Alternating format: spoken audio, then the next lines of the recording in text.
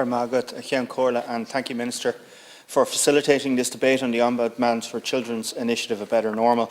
It's an important and timely document as we begin to emerge from the immediate and acute phase of the pandemic and start to consider the long-term consequences and implications on our society and on our children in particular. I'd agree with the Ombudsman's stark statement that 2020 was a devastating year for children.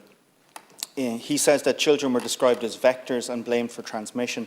Children were seen as carriers. Children were not welcome in public spaces. And in a sense, our children disappeared. They disappeared from our streets, our playing pitches and playgrounds, from our classrooms. They disappeared behind the front gate and the front door. Or at least the fortunate ones did. There are too many families and too many children for whom the front gate, the front door, the roof over their heads are not a given. Those in homelessness are at risk of losing their home. This debate takes place in the shadow of the report from the Irish Human Rights and Equality Commission, which showed that lone parents and their children account for 53% of all homeless families. Through A Better Normal, the Ombudsman is seeking a government commitment to prioritise children as we plan for life post-COVID. Minister, I believe we should give that commitment, to put it front and centre in our planning for this budget and beyond, to make the welfare and well-being of our children a central part of the work, not just of your department, but across the government as a whole. Just as they have done in New Zealand, where the Living Standards Framework and well-being budgeting encourages cross-departmental thinking, we should put the interests of our children and young people at the very heart of our government's decision-making. Our roadmap for social inclusion sets a national ambition for 2025 to reduce the national consistent poverty rate to 2% or less of the population. If we're serious about achieving that target, about living up to our sustainable development goal of no poverty, then we should go after poverty where we know it's most prevalent, and that is children and children of lone parents in particular. We should do that in the first instance through our social welfare system. I think in a very specific and targeted way, we should look at increasing again the IQC, the increase for a qualified child, as we did in the last budget. I know the tax strategy group looked at this option and calculated that a €5 increase for under 12s and a €2 increase for over 12s would cost just over €50 million.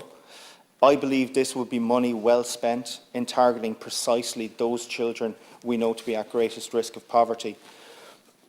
In the more medium term and more generally, I believe we should be looking to index our social welfare payments against a baseline threshold, the MESL, for example, the minimum effective standard of living, and take out of the budgetary cycle that kind of simplistic and reductive conversation about the £5 extra on whatever payment it is.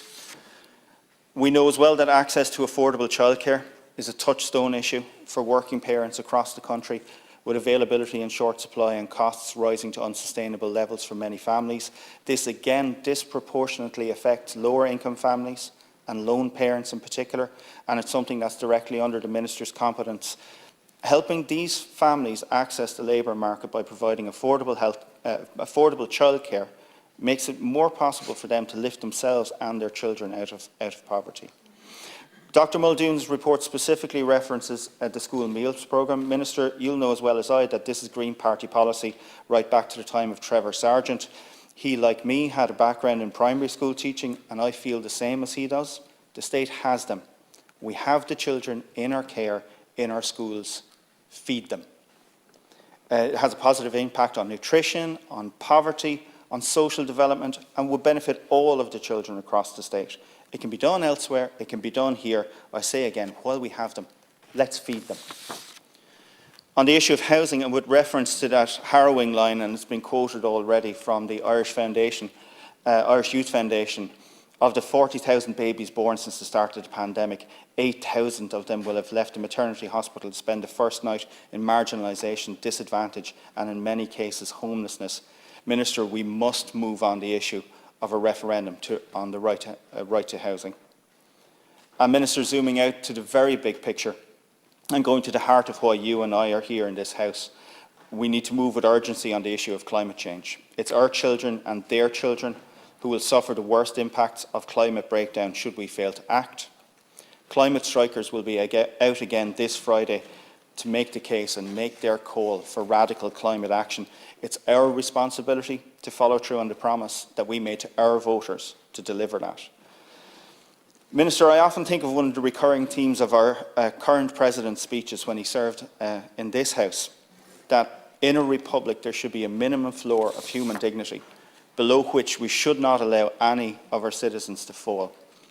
When we live in a country where almost 1 in 5 children are living at risk of poverty, we are not living up to that aspiration. So let's put it front and centre. Let's put it at the heart of our decision-making that the welfare of children be our utmost and top priority.